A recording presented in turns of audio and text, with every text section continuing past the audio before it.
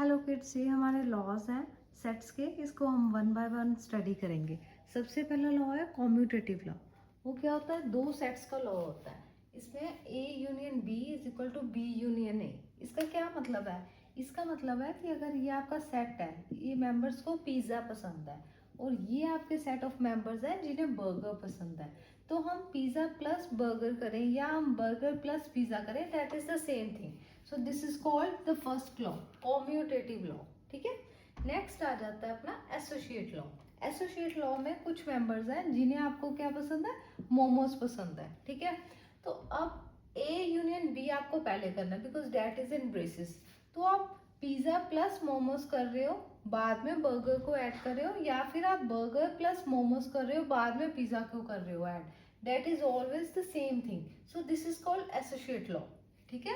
It works in this way. Next आता है हमारा आइडेंटिटी लॉ। ये आइडेंटिटी लॉ, इम्पोर्टेंट लॉ और कॉम्प्लीमेंट लॉ, ये तीनों लॉज एक ही सेट के होते हैं, मतलब A set only, one set is involve. अब फर्स्ट वाला क्या कहता है? A union five. A union five, तो वो क्या होगा? ये आपका सेट है ए। ठीक है। यूनियन क्या कर रहे हैं? फाइव, मतलब नथिंग, तो वो तो ए ही होगा, है ना। ये यूनिवर्स है और ये हमारा ए सेट है। ठीक है। अब A intersection union, A intersection union क्या होगा? ऑफ कोर्स ए सेट होगा, है ना।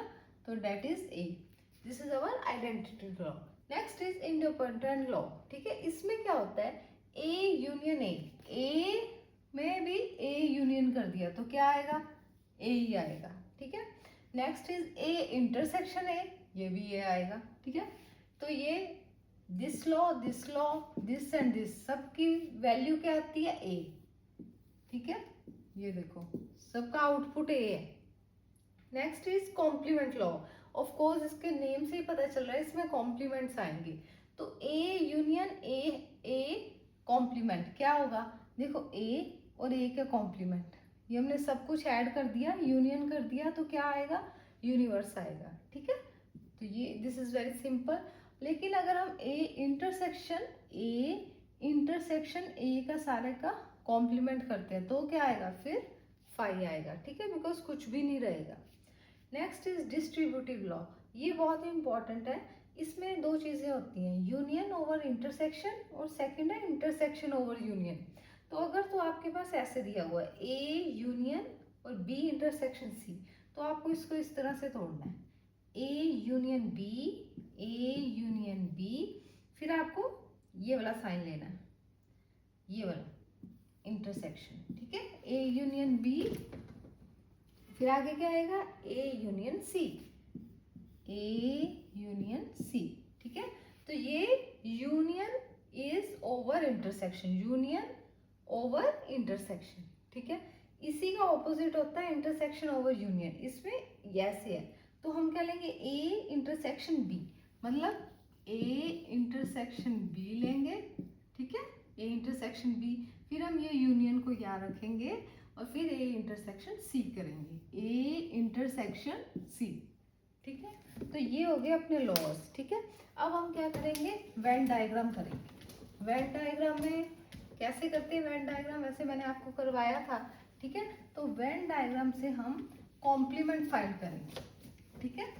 तो हम अपनी वेन डायग्राम में सबसे पहले क्या लेंगे? यूनिवर्स लेंगे। ठीक है। तो ये अपना यूनिवर्स बन गया। अब इसमें आप दो सेट्स लेते हैं, ए सेट और बी सेट। ठीक है। ये अपना ए सेट है, ये अपना बी सेट। इसमें आप कुछ एलिमेंट्स लेंगे। देखो, ये P, Q, R, S, T, U, V और डब्ल्यू, ये मेरे कुछ एलिमेंट्स हैं। कुछ ए के हैं, कुछ बी के हैं, कुछ यूनिवर्स में तो सारे ही हैं, और कुछ ए से आउटसाइड है, कुछ बी से आउटसाइड है। अब मुझे आप बताओ कि ए कॉम्प्लीमेंट क्या होगा? ए कॉम्प्लीमेंट में कौन से एलिमेंट्स होंगे? देखो, जो ए के एलिमेंट्स नहीं है, मतलब इसको एक्सक्लूड करके सारे एलिमेंट्स अपने ए कॉम्प्लीमेंट के हुए। तो सबसे पहला पी, उसके बाद this one and this one, you V W. इस तरह से आप कॉम्प्लीमेंट फाइंड कर सकते हो। ऐसे आप बी का कॉम्प्लीमेंट भी फाइंड कर सकते हो। अब अगर वो आपको पूछते हैं ए इंटरसेक्शन बी में क्या होगा, तो फिर तो आप लिख दोगे कि ए इंटरसेक्शन बी में क्या होगा, एस एंड टी, ठीक है। लेकिन अगर वो आपको पूछते हैं ए इंटरसेक्शन बी जो है इसका कॉम्प्लीमेंट बताओ, ठीक है, उसका क्या मतलब है, उसका मतलब है इसको छोड़ के जितने यूनिवर्स में एलिमेंट्स वो सारे बताने हैं, मतलब ए के भी, बी के भी और यूनिवर्स के भी, सिर्फ इंटरसेक्शन के हमने कॉम्प्लीमेंट करना है। तो क्या आएंगे, P Q R U V W, U V and W, ये सारे एलिमेंट्स किस में आ गए, ए इंटरसेक्शन बी कॉम्प्लीमेंट में आ गए, ठीक है।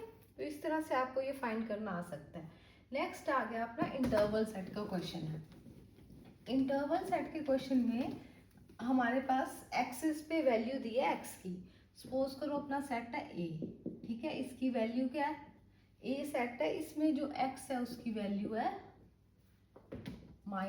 X is greater than equal to -2 and less than 5, ये आपका एक्स, ठीक है। और हमें क्या करना है, ए का कॉम्प्लीमेंट फाइंड करना है, ये अपने एक्स की वो है, ये हम इस तरह से एक्स को डिफाइन कर देते हैं, ठीक है, ए इज इक्वल टू एक्स, ठीक है। तो अब इसको इंटरवल सेट में कैसे लिखेंगे, याद है आपको, because -2 less than equal to है तो हम स्क्वायर ब्रैकेट लेंगे, और फिर ये क्या है, less than 5, less than 5, less than equal to 5 नहीं है, सिर्फ लेस देन 5 है तो हम राउंड ब्रैकेट लेंगे, ठीक है। इसी को नंबर लाइन पे मैं आपको बताती हूँ, ये देखो ये 0 हो गया, अब अपने पास क्या होंगे 1 2 3 4 और 5, ठीक है। इधर क्या होगा -1 -2 -3। अब आपका जो है x उसकी क्या वैल्यू है, -2 less than equal to x, मतलब -2 से लेके 5 तक, 5 है नहीं, 5 लेस देन 5 से कम है वो, ठीक है। तो ये वैल्यूज है, -2 इंक्लूडेड है, 5 इंक्लूडेड नहीं है, तो ये हो गया अपना नंबर लाइन पे। अब इसका ए का कॉम्प्लीमेंट क्या होगा, मतलब -∞ से लेके -2 से लेस जो भी नंबर्स हैं वो सारे ए कॉम्प्लीमेंट में जाएंगे, लेकिन यूनियन और भी नंबर्स आएंगे, वो कौन से होंगे, 5 से लेके इन्फिनिटी तक, ठीक है। तो इधर वाले सारे नंबर्स प्लस इधर वाले सारे नंबर्स, इनका हम यूनियन करेंगे तो हमारे पास ए का कॉम्प्लीमेंट आएगा। तो हम उसको लिखेंगे कैसे, -∞ टू -2, अब -2 को इंक्लूड करना है या नहीं करना, देखो इन्होंने x की वैल्यू में इंक्लूड किया है तो हम एक्सक्लूड करेंगे, क्योंकि हम तो ए का कॉम्प्लीमेंट ढूंढ रहे हैं, है ना।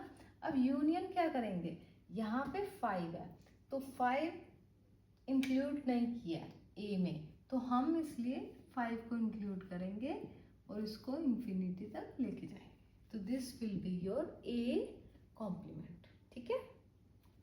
ऐसे हम ए का कॉम्प्लीमेंट निकालेंगे। नेक्स्ट आता है, सपोज करो आपके पास ना 2 सेट है और दोनों के नंबर ऑफ एलिमेंट्स आपको उन्होंने बताए हैं, उन्होंने आपको बोला है कि जो number of elements of A are 20, number of elements in B is 10 and number of elements in A intersection B is 5, ठीक है। तो उन्होंने आपको पूछा है कि what is the number of elements in A union B, A union B में कितने एलिमेंट्स होंगे, ये हम कैसे फाइंड करेंगे, इसके लिए हम क्या करेंगे, number of elements in A plus number of elements in B minus करना पड़ेगा ए इंटरसेक्शन बी में कितने एलिमेंट्स हैं, क्योंकि वो इसमें भी है इसमें भी है तो हम डबल नहीं काउंट कर सकते, तो इसका क्या फॉर्मूला होगा, number of elements in A plus number of elements in B minus number of elements in A intersection B, तो ये क्या होगा 20 + 10 - 5, तो कितना हो गया 25। ए यूनियन बी में कितने एलिमेंट्स हैं, 25 एलिमेंट्स हैं इसमें, ठीक है। इस तरह से आपको आ सकता है एग्जाम में फाइंड करने के लिए। अब सपोज करो नेक्स्ट क्वेश्चन करते हैं, इस क्वेश्चन में क्या है कि जो आपका एक सेट है ए, ठीक है, उसमें क्या है, you have x is a digit, तो इसका मतलब तुम्हारे जो ये सेट है इसकी क्या वैल्यूज हैं, 0 1 2 3 4 5 6 7 8 एंड 9, यही डिजिट्स होती है ना। अब उन्होंने बोला है कि एक सेट है बी, ठीक है, उसमें x is a digit and x is divisible by 2, ठीक है, इससे ऐसे है, तो x इज अ डिजिट, मतलब ये सारे तो x डिजिट हो गए। अब b में कौन कौन से एलिमेंट्स होंगे बताओ, x इज डिविजिबल बाय 2, तो डिविजिबल बाय 2 कौन कौन से एलिमेंट्स होंगे, 2 zeros are, 2 ones are, 2 twos are, 2 threes are, 2 fours are, ठीक है, तो ऐसे आप अपने एलिमेंट्स निकाल सकते हो। और अगर वो आपको कहते हैं कि cardinal number, what is the cardinal number of B, तो वो क्या होगा, सारे एलिमेंट्स यूनिक है, तो हम इसका कार्डिनल नंबर 5 होगा, ठीक है। तो इस तरह से आपके पास क्वेश्चंस आएंगे। तो इस तरह हमारा जो सेट्स चैप्टर था वो आज कंप्लीट हो गया। आगे हम करेंगे रिलेशंस। जो रिलेशंस चैप्टर है, it is quite related to sets chapter and it's small and interesting also. So see you guys in next video, bye bye.